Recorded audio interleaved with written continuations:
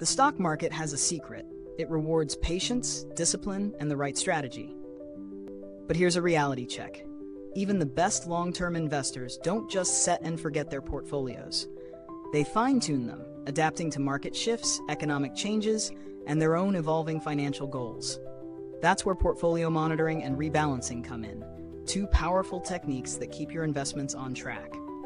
Now, before we dive in, remember, this video is for educational purposes only. Every investor's situation is unique, so consult a professional for personalized guidance. Let's start with the why. Why does monitoring your portfolio matter? Imagine Noah, a diligent investor who started with a balanced mix of stocks and bonds. Over time, his stock investments soared, shifting his portfolio from a stable 60-40 split to an aggressive 80-20. He's thrilled with the gains, but here's the risk. He's now exposed to much higher volatility than he originally planned for. One market downturn, and his hard-earned profits could vanish. This is why regular portfolio check-ins are critical. So how often should you review your investments? The general rule of thumb is at least once a quarter, with a deeper analysis annually. But this isn't about obsessing over daily fluctuations. Instead, focus on key triggers like major market shifts, changes in interest rates, or personal milestones, like a salary bump, buying a home, or nearing retirement. Now let's talk about rebalancing. This is the strategic process of bringing your portfolio back to its original target allocation. Think of it like steering a ship. You don't just set your course and hope for the best.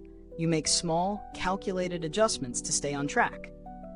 There are a few ways to rebalance. The first is calendar-based rebalancing, setting a fixed schedule, like once a year, to restore your portfolio's balance. The second is threshold-based, where you rebalance only when an asset class drifts beyond a certain percentage, say 5 or 10% off target. Each approach has its advantages, and choosing one depends on your risk tolerance and investment style. Let's break it down with a real example. Emma built a portfolio with 70% stocks and 30% bonds. After a bullish year, her stock allocation jumped to 80%, increasing her risk. To rebalance, she sells off some stock holdings and reinvests in bonds, bringing her back to her intended mix. This isn't just about risk management, it's about disciplined investing. Studies show that consistent rebalancing can improve returns while reducing overall volatility. And here's a pro tip. Instead of selling assets and triggering taxes, you can use new contributions to rebalance gradually. Say you're adding funds to your portfolio every month, simply direct those new investments into underweighted assets. It's an efficient way to maintain balance while minimizing tax implications. Another key strategy, tax loss harvesting. If some investments are underperforming, strategically selling them to offset capital gains can lower your tax bill. This is especially useful during market downturns when rebalancing can create tax-saving opportunities. So, what's your next step? Take a look at your portfolio today. Is it still aligned with your goals? If not, consider whether it's time for a small tweak or a full rebalance.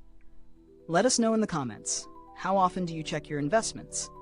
If you found this breakdown valuable, why not subscribe and click the bell so you don't miss out on more expert investing insights? And if you're ready to keep strengthening your financial strategy, the next video on screen is one we think you'll find incredibly useful.